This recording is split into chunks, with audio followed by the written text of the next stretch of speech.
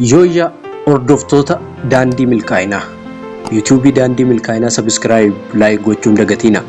Har'a gantoota irraa of eeggadhu mata duree jedhu waliin ilaalla. Yeroo hundumaa ta'uu dhabus si'a tokko namni diina mataa isaatii isa gadhichadha. Jeneraalonni fi loltoonni waraanaa beekamoo ta'an baay'een dirree waraanaa irratti kan isaan injifataman dandeettii fi booreen isaan hanqatee otoo hin ta'in sababa loltuu gantuu raayyicha keessa suuqamanii jiraniin ta'uu isaa seenaan ni hubachiisa. Eeyyee loltuu gantuun tokkittiin isheellee raayyaan waraanaa guddaan akka injifatamu gochuu ni dandeessi. Hundumti keenya amala gadhooftuu akka gantuudhaa akka injifatamnu nu gootu wayii qabaachuun namu. Amalli gadhooftuun kun nu dadhabsiifti. Karaarraa nu maqsitis. Sababa kanaan humna keenya guutuun fayyadamin hafna.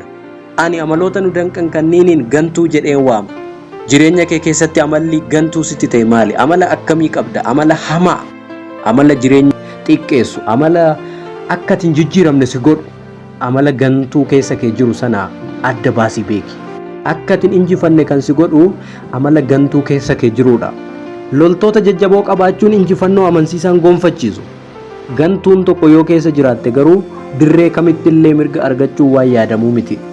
Gantuun tokko si keessa jiraannaan dirree kamittiyyuu mirga argachuu waan hin dandeenyee fi dafii loltuu gantuu yookaan amala gantuu jireenya kee akka inni badhaasan gonfanne si taasise sana of keessaa baasi. Waan tokkotti mo'amuu keenyaaf sababoota dhibba lakkaa'uu ni dandeenya. Namni sababa dhabu mo'amuudhaaf sababni guutumaan guututti ni jira. Namni sababa lakkoofne garuu injifachuu ni danda'a. Sababoonni kunniin garuu irra jireessi isaanii matuma keenyaan kan uumamanidha. Qabsoo jireenyaa yoo mo'uu barbaadde gantuu si wajjin yookiin si keessa jirtu beekiitii to'annoo kee jala galchi. Namoota ifaajjii isaaniitiin nama of godhanirra namoota hiree isaanii balleessantu addunyaa kanarra baay'ata. Kanaaf jabaadhu ifaaji.